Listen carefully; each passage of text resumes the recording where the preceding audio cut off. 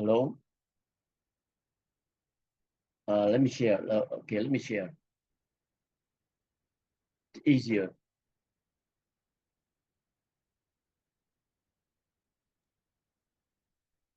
Okay, can you share your screen? Yeah. Okay. I'm trying.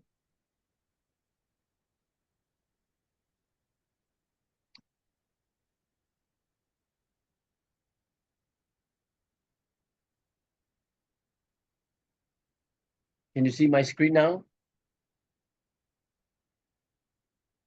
I think so. Can did you stop sharing your screen?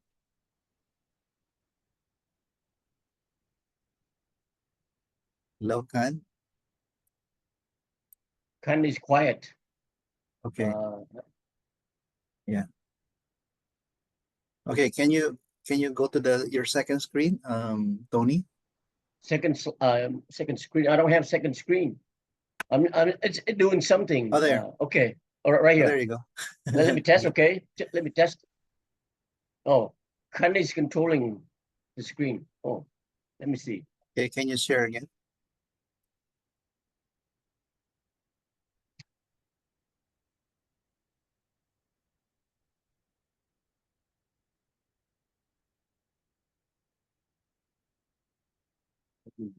There. Okay.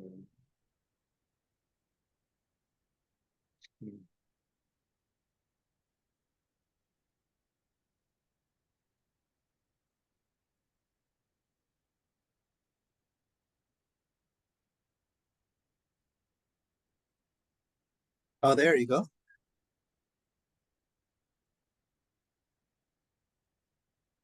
Okay. That's it. Can everybody see my screen? Yeah, can see On it. on. Okay. Do you see the session 3 agenda? Yeah, we can see it. Okay. So the agenda today is about claim drafting, and the first one is the key takeaways. After leaving this session, you will remember. You don't need to remember everything, but please remember uh, understanding the invention is the key.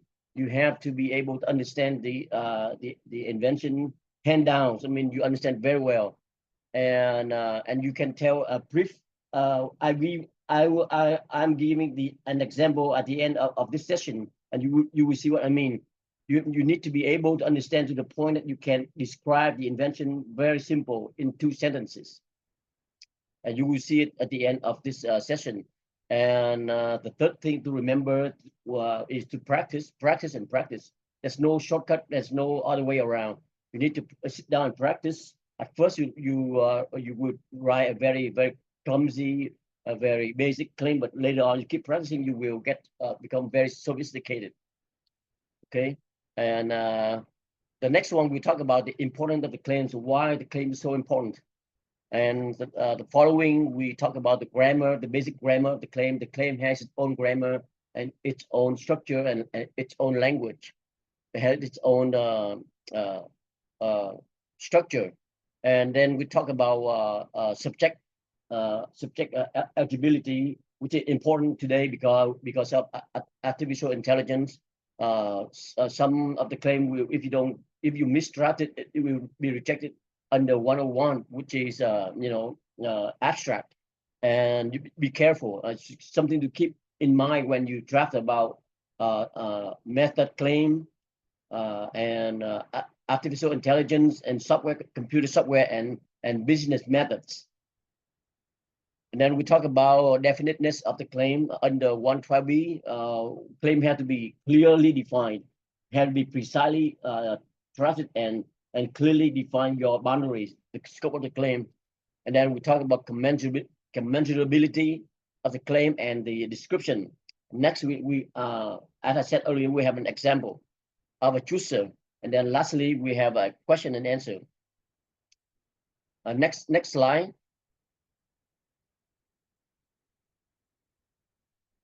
Uh, First of all, to understand the invention and its scope, you have to understand the invention and you have to perform prior searches in order to understand the boundary of your invention.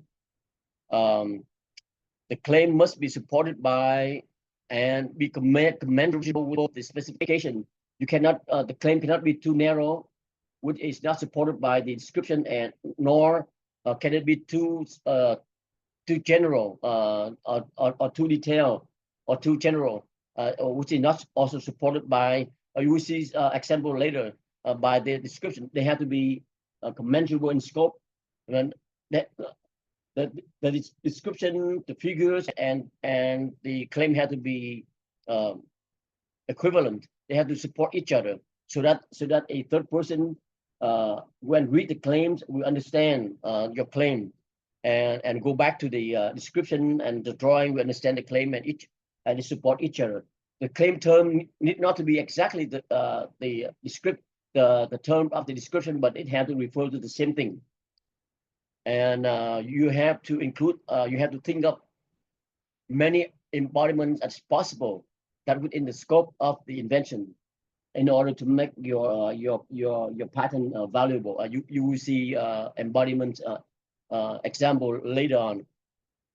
And be mindful of subject matter eligibility, and business methods, and software invention, because it is easy to describe something that pencil paper can draw out, can if a person can use pencil and paper to perform the claim invention, then it will be rejected under subject matter eligibility. And you have to know the grammar of the claims and the claims types in order to, grammar.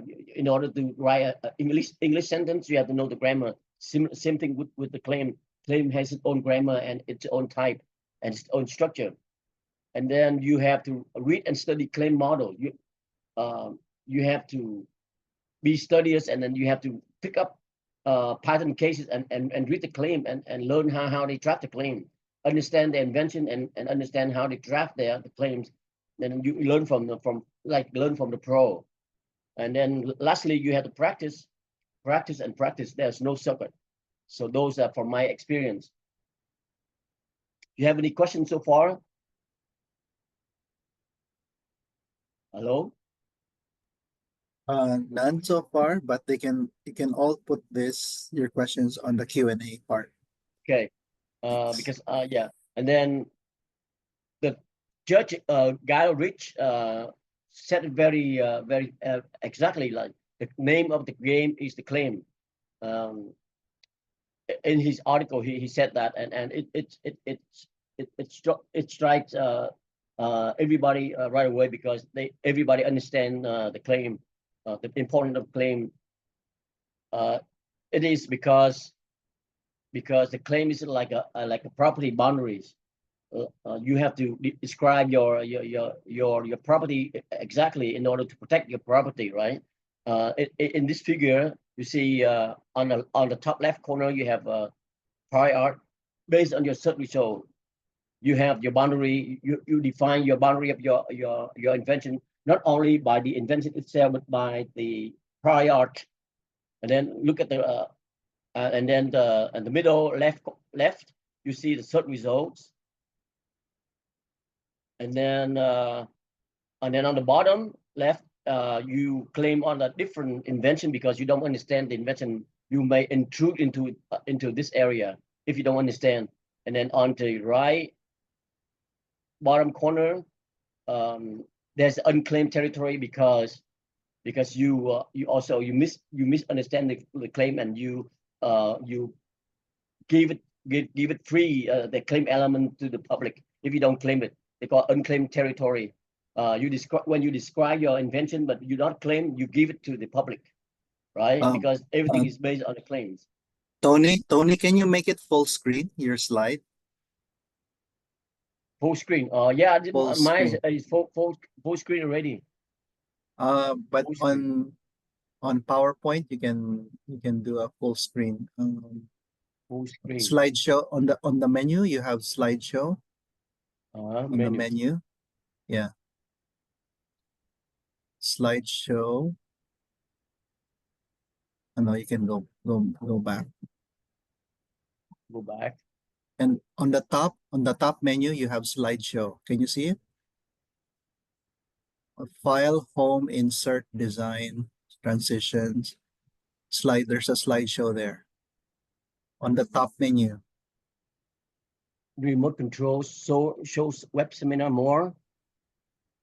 No, The audio, video, participant. no, on the PowerPoint application, Okay. you have Oh, okay. Your file, slideshow. Yeah, right here. slideshow. Yeah. From current slide. And click Current there slide. from current slide. Yep, Okay. that's right. Yep. All right. So everybody can see this diagram I made. When you describe and you don't claim, you donate your invention to the public. So that's why when you understand the prior art and understand the claim clearly, you will. I'm sorry, I'll go back. I mishit something. Okay.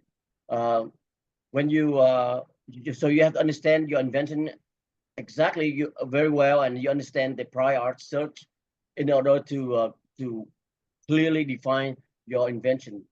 Of course, the environment will belong to this area right here. So understand your claim, and then understand the possible embodiment you can include in the scope of the claim is very important. And perform your search. Please always perform a search before you write your claim. If you have to understand the background of your invention in order to tell the full story. During examination, most of the time, examiner like me don't read the description. They don't have time because some of the description is like 100 pages long, and because of KPI and because of the count system, they jump right into the claim. That's why the claim is important. They jump into the claim and they perform search, and if they find something, and they will reject the claim. And rarely, when the claim is very not very well drafted, they and it shows clearly the statutory problem, the eligibility problem.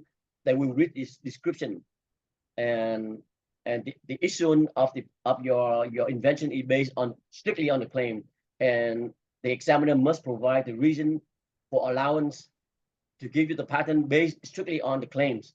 That's why the claims is important. That's during examination. And next, and after allowance, after you get your patent, and often your competitors will bring your patent under scrutiny in the board of appeal, in the federal court for infringement suit, in the inter-party review, in the business method claims, and in the post-grant review. Those are post-grant review, so that your competitors or you can scrutinize on the quality of your patent and your claims. And during these session right here, the claim will be put under scrutiny by judges. Claim interpretation and construction, the meaning of the claim, will be scrutinized and will be studied and will be constructed by judges. This is allowed in this case law right here, and there will be a special court session just for claim interpretation.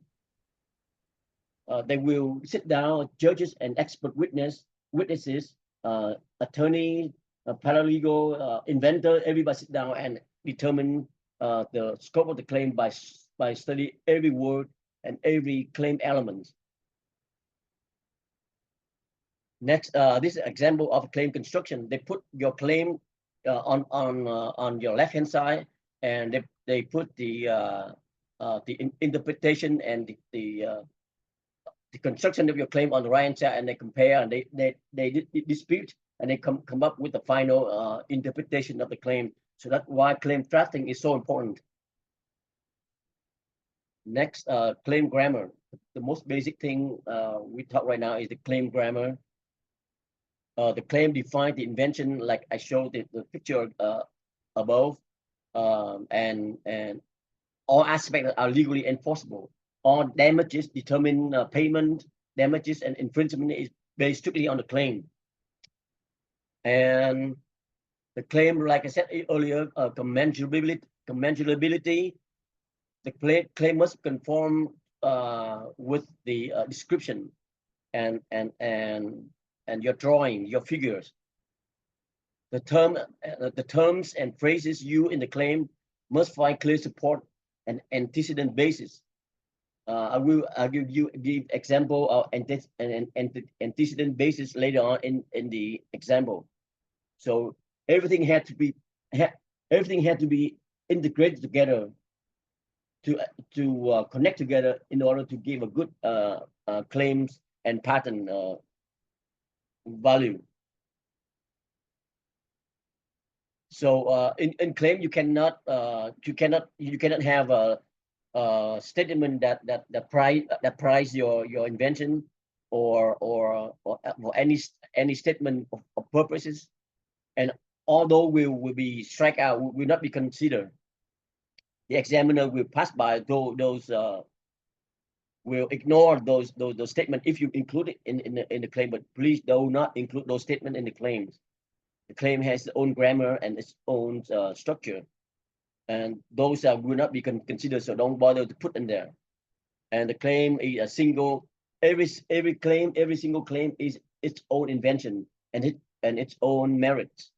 The examiner have to look at each claim separately. They don't reject or allow claim based on other claims. They based on strictly on that claims. The claim is a single sentence describe how claim elements are connected together. You have to describe claim element one by one and how they connect together to perform a function. You know, that's for my own experience. The best way is to list claim every single element one by one and connect them together, and how and describe how they perform a function. You will see that in the example at the end of this session. And subparagraph form to clarify the function or clarify each element, each characteristic, or each component of any claim by wherein and whereby and relative clause. So continuing with the grammar of the claims. The claim had to be on separate sheet in your specification, and it had its own heading, and it had to be it had to meet some formalities, you know, like double space. Total claim is 20, and you have 3 independent claims for free. You don't have to pay extra money for if you have 4 independent claims or 21 claims. You will be paid more money. Because that's the rule. That's the rule. It depends on each country.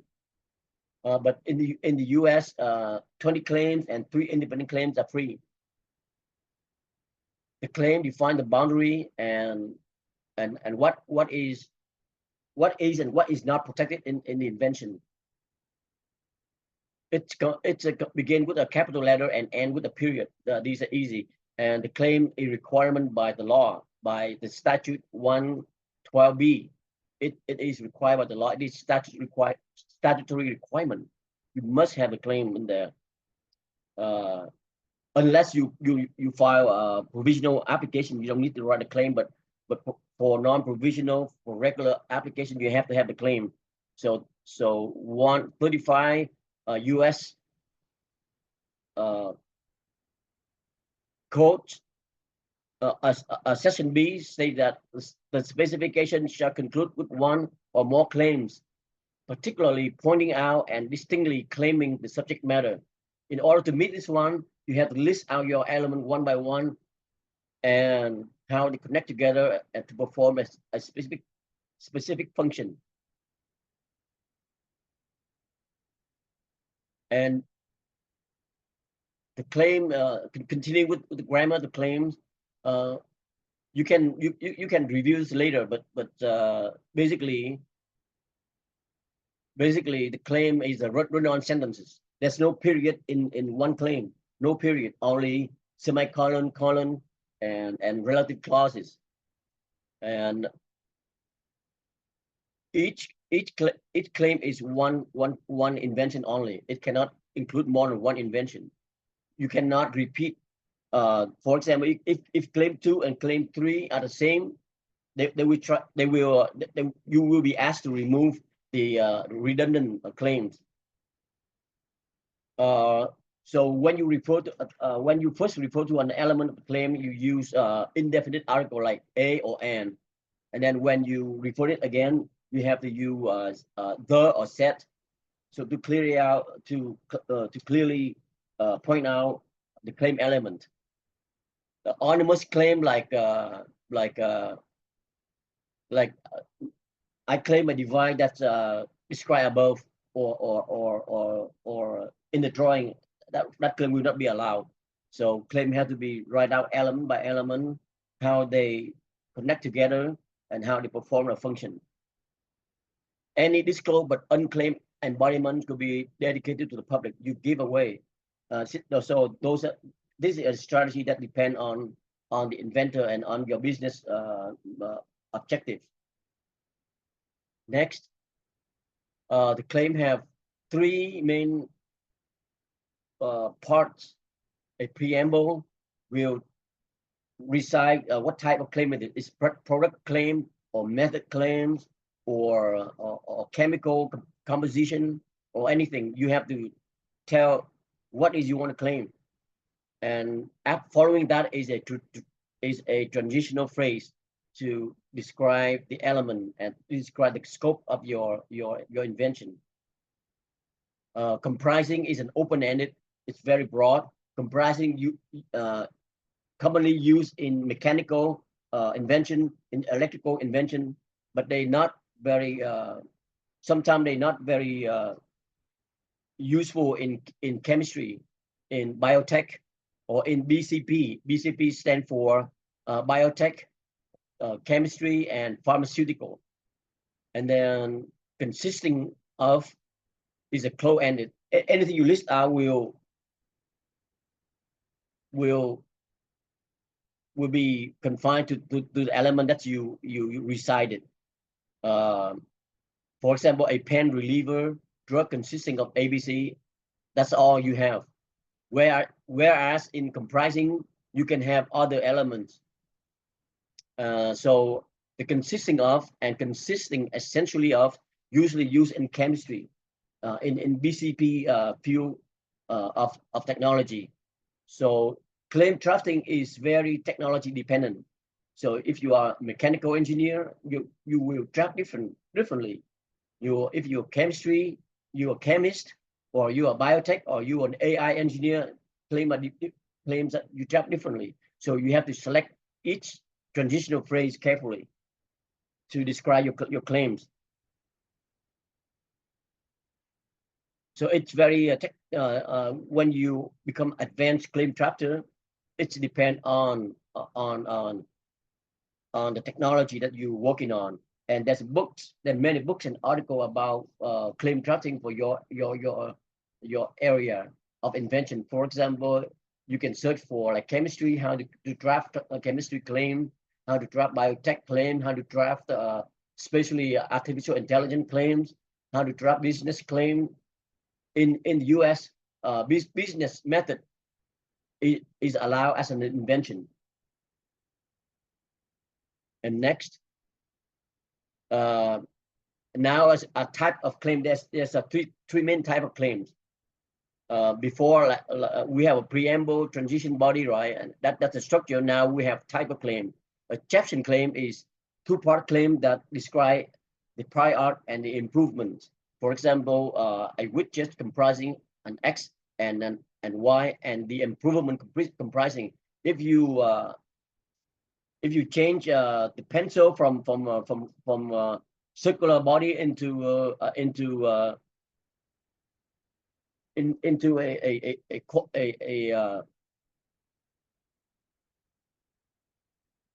a different shape, you have say a pencil comprising a round body, and the improvement is you include an eraser at the end, for example. And then the mean plus function, you use mean plus function is mean for something when you have a lot of embodiments and you want to include those embodiments in your mean plus function. For example, a means to grind, a mean to squeeze a fruit juice. For example, if you have different embodiment, and I will refer to this mean plus function at the end when we look at an example. And Marcus claim is usually used in the biotech area, like chemistry and pharmaceutical. Marcus claim is when you select a few elements from your list, like a material selected from the group consisting of chemical A, B, and C. So this claim is usually used in chemistry, in non ICT area. ICT stand for information, computer, and telecommunication.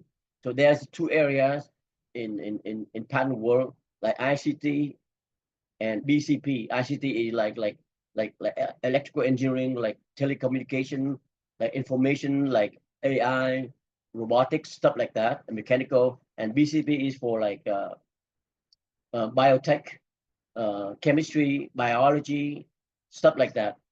So there's two area, and then each claim type is used by different expertise in each area.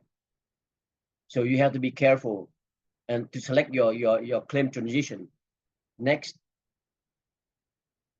So three basic rules. It has a preamble, transition, and antecedent basis. I like to skip preamble and transition because we already talked in the previous slide, and I want to focus on antecedent basis. So when you have a lot of elements, like a bundle of elements, how do you distinguish between them in the claim? So you have a first element, a second element, and then when you refer back to the first element, you say set first element, and then you refer back to the second element, you see a second element, set second element, or the second element. So you have some claim is very complicated. They have a bunch of elements. You have to be careful about antecedent basis. Pay attention to an antecedent basis to distinguish your element, so that your claim is not confused and muddled. Claim has to be clear what element you refer to, and it's easy to be mistaken with the when you draft a claim. When you lose sight of the element, it will create very confusing. Trust me, you will be rejected under an antecedent basis when you draft complicated invention. And something you need to pay attention. And when examiner reject your claim for antecedent basis, you know what I mean. And then you refer, you just draw out your invention, and then make sure what element you refer to. One technique to make clear of the claim is you draw out your claim. You draw out, for example, I will go back to this when we talk about an example of the chooser. I will refer to how you draw your claim from the claim language. Draw out a picture. That's why you keep track of the claim elements and the antecedent basis, of what element. Sometimes you have like 20 elements in your claim, in one claim. How do you keep track of that? And then its length, and then the property of it. And then you have to be very, very, very careful about antecedent basis. That's what I mean by this slide. And next, inventions is allowed under the law by 101 statutes. So you have four types of claim. First one is the process claim, which is a method, basically a method claims. In the US, we allow method claims. And then machine claim, which is easy, like mechanical. Manufacture, which is a raw material prepared by something like a juice, a drink, a different juice and a different medicinal drink. Those are manufactured. And composition matter also chemical elements. For example, a new R RDA is a composition of matter, or a polymer, or a complex molecules, are composition of matter. And then we have independent claims, which is broadest claim, and then dependent claim depend on the independent claims. Please read this. It's very straightforward. Independent claim is the first claim, the broadest claim you want to claim to your invention, and then dependent claim you add more following the independent claim to add more detail into your independent claims. So you will see this in the example. So now we talk about claim subject matter eligibility. Please read this briefly, because when you are in AI, in biotech, in business method, in the abstract, like a perpetual motion stuff, in the abstract idea, you need to be careful about claim subject matter. Please read this. I will skip these because you know it's easy to understand, and it's still going on in today court, because the Supreme Court still deciding which one is subject matter eligible, which one is not, and it's not clear cut definition. So when you try to claim, please pay attention to this. That's all I want to say. And please read through this and pay attention. Okay. So basically, you cannot claim something that belongs to nature, or you cannot claim something that like a mathematical formula that you prevent other people from using that formula. For example, E equal mc squared. You cannot claim that, basically. And something that's so simple, like that a person can use a piece of paper and a pencil to calculate out in these three to perform your claim invention. If a person can use a piece of paper and a pencil to calculate something, that one you cannot claim. For example, if you want to convert binary from binary to decimal number, then write a software computer in order to do that, to perform the task, to perform that conversion. You cannot claim that because another person can use a piece of paper and then a pencil to carry out that calculation from the mathematical formula. Also, something with language translation. If you just claim I translate from French to English, or vice versa, or from Chinese to English, or from Thai to English, and I use the dictionary, and then I will understand each word, and then the correct grammar, and translate into Thai or to Indian, that claim will be rejected. In order to get a patent from that claim, you have to include more complicated machine or artificial intelligence or neural network. You just claim that method that's simple, because that simple method will be can be carried out by a person with a piece of paper and a pencil. So that's what I want. That's what I want to emphasize on that. For subject matter eligibility. And then there's a flow chart you can follow. I recommend you go read the case law to understand the importance of subject matter eligibility, and then learn how people draft the claim and why those claims are rejected. Please go back, download these cases. I gave you a reference of cases. Please download those cases and read them, and learn from the pro. Those claims are usually drafted by very prestigious law firm, very good patent lawyer, and then learn from them. Read them and understand this flow chart right here, and then understand how people draft the claim. Learn from the pro. Like you have to mimic. At first, you have to mimic.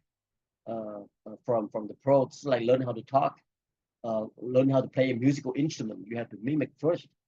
So same thing with claim drafting. You have to mimic the pro, learn how they do it, why they got rejected, why that, and then you become better. You become more confident. You have to read this case, learn this draft, learn why, learn about subject matter eligibility, and learn about other things that we've been discussing. And then when can practicing, that's from my experience. I read a lot of cases. I pick up cases. I read and I attend classes, learn about claim technique, claim drafting technique. So read cases, read. You have to read and imitate and mimic in order and in order to become an expert. You cannot just become good claim drafting right away. It's very rare. Maybe there's exists such a person, but it's very rare. I mean, it may not exist, but for normal people, practice, read cases, learn how the pro do it, why it doesn't work, why it works, take notes. I have a zillion of notes on claim drafting. Take note why is it rejected, why is it not good, why is it so good, and then learn from claim sample, and then learn from case law. That's how you learn. You become better at claim drafting. See, read this case. I gave you the citation right here, and then go to Google and download these case and read them. It's sometimes fun. Some people hate it, but I think it's fun to read those and understand what happened. Because reading these will help me become a better claim drafter, became a better inventor. And then next one is definiteness requirement under 112B. Like I said earlier, with antecedent basis, the claim had to be well defined, because the judges and examiner will read your claim word by word and see if they can imagine, if you read your claim and you can imagine what's going on in that claim, in that few sentences, and then it must be clear. And if it's not clear, your claim will be rejected. So definiteness requirement. So this is required by the law, also by statutory law. Claim had to be, the boundary of the claim had to be clear. In order to achieve this, like I said earlier, my experience, you have to know element, understand your invention, and list out your element by element, how they are connected together, and how they perform a things that you want to, the job that your invention is to perform. And so here these four things are from my own experience. Elements must be clearly listed and distinguished by antecedents. For first element, second element, a level, a handle, a cup, a presser, a container. You have to list them out. You have to understand them, to clearly list them out, and then refer back to them by either the or set article. So the elements, most people, the mistake of most people make is not connect the element together. They just list the element and then that's it. But it's not clear. So you have to list out your element and how they connect together. How are they positioned in relative to each other to perform your job? You will see the example. And then the name of claim elements. For example, a presser or a juicer or a container must be supported by the drawings and the description. You will see the juicer example. And then the claim had to be commensurable. It had to have the same scope with your description. And then drawing. For example, the claim scope must be commensurable with the disclosure. You cannot claim broader than the disclosure allows, because you claim too broad, like the next one right here. This is your disclosure, and then your claim. You claim the light signaling apparatus with lights, and then what? It's too broad, right? And then a person of ordinary skill in the art read your disclosure and read your claim, they cannot repeat. So you have to, you have to have the same scope. You have to describe in the same detail. Like my suggestion is to um, first of all understand your invention. Um, make your drawing first. Everything is based on your drawings. So from your drawing is like your plan, your organization, the structure of your invention. Uh, make your drawing, and then from your drawing, describe your invention. Then from your invention, write the claim. So those three things are linked together, right? Like I said earlier, from the beginning, the description, the specification, the drawing, and the claim must be linked together, and they must have the same scope, at least commensurable scope, at least equivalent. Not too much. One is too detailed, and the other one is too general. It's not good, right? So you have to have equivalent scope. That's the main point I want to emphasize here. And then summary. The claim drafting are subject matter dependent. I mean, it depends on your technology. If you are in the ICT area, which is information, computer, telecommunication, or BCB area, biotech, chemistry, biology, pharmaceutical, stuff like that, claim are different. When you become expert claim drafting, it depends on your technology, and then you use your transition words differently, consisting of, or you different type of claim, like um, regular claim or mean plus function claims, stuff like that. And read and study pattern sample in your area of expertise. Study from the pro, and then practice, practice, and practice. There's no way around. You have to do this year by year by year. Work on it. You become better. Don't give up. You become better uh, later, for sure. If you keep trying it, you become later. And next, the example, the juicer. This is the prior art, and a list below here, and then the invention is up here. So next one, you have to understand the invented concepts. The concept here, I can list the invention in my invention in two sentences. In order to completely understand your invention, you have to be able to write down in less than 3 sentences. Sometimes it's very complicated. You need 3 sentences, but usually you have to be right in your own words. You paraphrase. You pick up an invention from inventors, from Google, or from anybody. You read the invention. You have to be able to write the invention in few sentences, and those sentences are the basis of your independent claims. So I described a juicer that uses mechanical force converted from rotational movement to create pressing force that extract juice from fruits. So the prior art here, they use manual work. They use force they use a force to squeeze, press down, and this one is the garlic presser. There's no rotational. You squeeze down here, and then your juice will flow somewhere. You can collect your juice, and this invention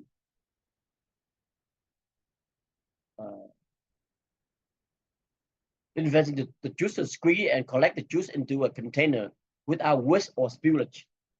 So these are, I briefly describe my invention because I understand it.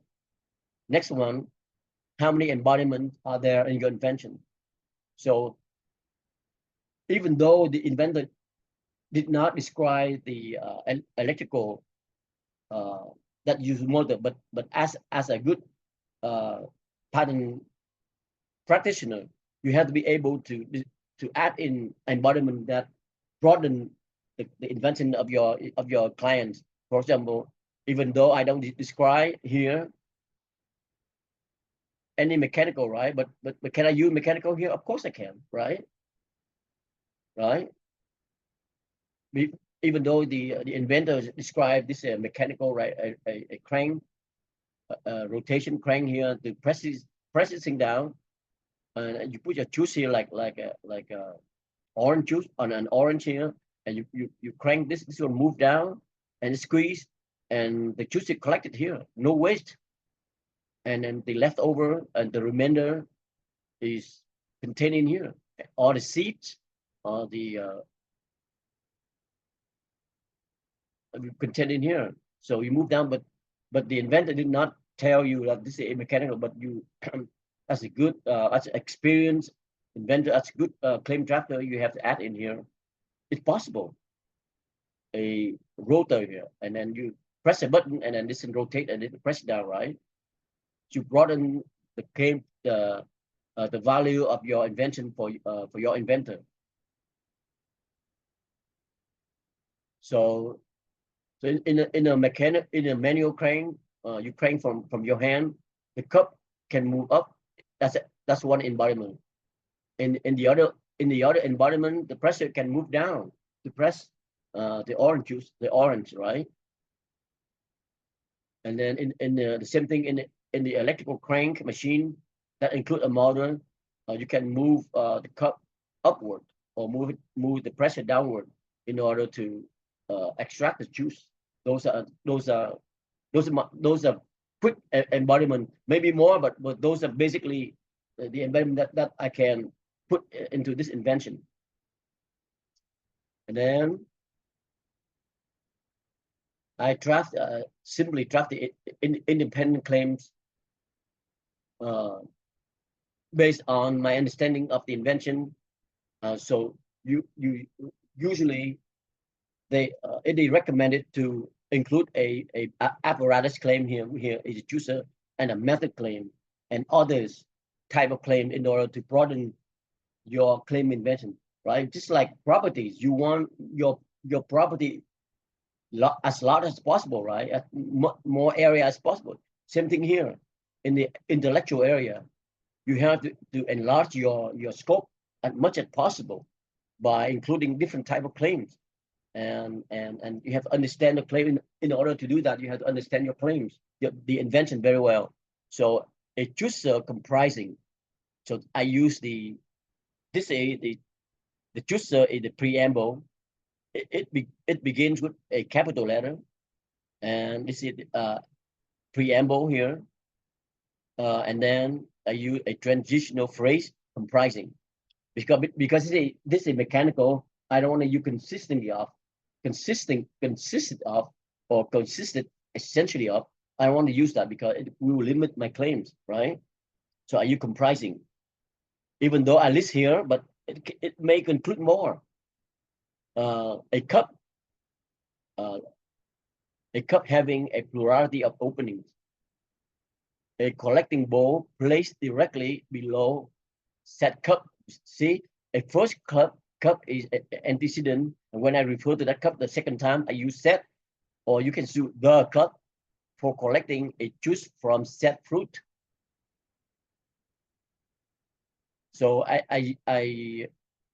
my first element, my second element, I have their relative position here, and then a pressure placed directly above said cup, and a gear tooth rack connected to said pressure. See, I have connection here. I have element, clear element, and I have connection, and to a crank, wherein when said crank is rotated, said pressure moves to press said fruit in said cup, whereby said juice is collected in said collecting bowl. See, I list them out one by one. I give them their relative position, and I give them how they connect together and how they perform a job that I want, right? I basically my first and second sentences, I put it in my very first independent claims, and then my second independent claim, I want to add in a method claim to broaden my property. A method for choosing a fruit, comprising placing set fruit in a cup, converting a rotational movement into a pressing force using a gear tooth rack that focuses set pressing force onto set fruit and collecting set juice in a collecting bowl. See, this one very broad. And then in the independent claim, I can use wherein set rotational movement is electrical or by a motor or whatever, or by a crank. See, so that's how I narrow down my claim scope. So usually you include many type of claim as possible and use list element as possible. In the first claim here, I didn't describe how the tooth rack connect together, because when I can do that in my dependent claims, and I don't describe which one move up and which one move down. Like I said earlier, in the 4 different embodiments, I save that for dependent claims. So this claim is very broad, right? The pressure can move up, the pressure move down. I didn't specify here, but then I can specify that in my dependent claim, or I can specify the material of my pressure, the material of my bowl collector. It can be wood, it can be made of steel or aluminum, whatever. So from these, I can add in many details possible. Those are dependent claims. So next one here. Here are these reference case law that I want you to read. Go back and read these case law to know what's going on with subject matter eligibility, with commensurability, with claim definiteness, and how the expert drafted these claims. The claim in these case law, please read them, study from the pro and practice. So that's all for today. You have any question? Hey, hi, Tony. Thank you very much. And you have any question for the audience? You can put it on the chat. But I was using AI actually to critique some of the claims that you wrote in the slides. And Sure. yeah, I learned I learned something, okay, with the critique given by Gemini AI. So Oh, okay. yeah. Okay. So So yeah, I think this claim is just example, yeah, it is. Yeah, it is. just example. But when you do the real world, real world, you have to draft the claim many times. You edit. Mm. You have to edit your claims and you think about it. It's a thinking process. So And there's book yeah. about claim drafting that I will give you a reference later on. On claim drafting techniques, very a good Okay. book. Yeah. Okay, and then And we will share it. Yeah, and when I wrote my first 3 patents, my colleague said that I have to write the independent claims in a slightly different way, to describe the idea in a second way that is slightly different. What does yeah, he mean? What does he mean by that? uh, for example here, uh, that's like embodiment. You have to write it in different point of view and different embodiments. Like for example, in the chooser here, I write this uh, in because I describe it, top down, and then you Mm. can claim it in different way. For example, you can claim it using I can um, put in an electrical motor in here, right? Because it can Yeah. be electrical motor as another independent claim, and I can put another from perspective point of view, I can set the let me go back here. The pressure can go down. Oh, I'm sorry.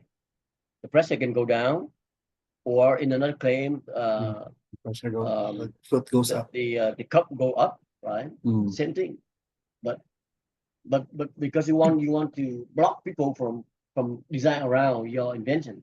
Somebody, if you don't claim that, somebody will copy your invention and describe the cup moving up, and then it design around your invention, right? Or it can put in the motor and say, oh, I improve your invention by putting the motor in there. So they design around your invention. So you have to put in different perspective, and then you have to cover, you block the entrance from design around to enlarge the scope of the claim. Okay, so I saw there that you have the juicer and then you have the method. Okay. Yes. So is that always common that you have the Yes, very hardware, common. And then the hardware it and is the recommended. method?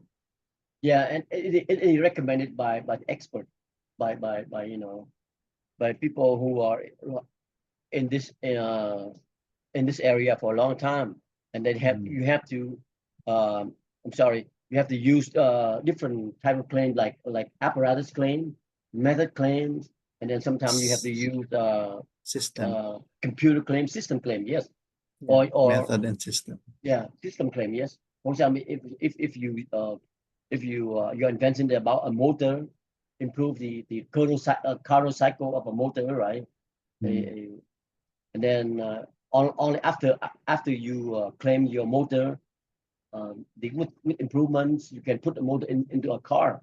You claim a car with that motor. So Okay. those three are very, because why? Because after infringement, when the judge decided your competitor infringed your patent, they will pay not only your motor but also your car, because you claim your car, right? Yeah. The car that used. So the claim is very important. That's why you keep different type of claim: method claim, apparatus claim, system claim. In chemical, in BCP, you claim the chemical, you claim how it used and how it manufactured, right?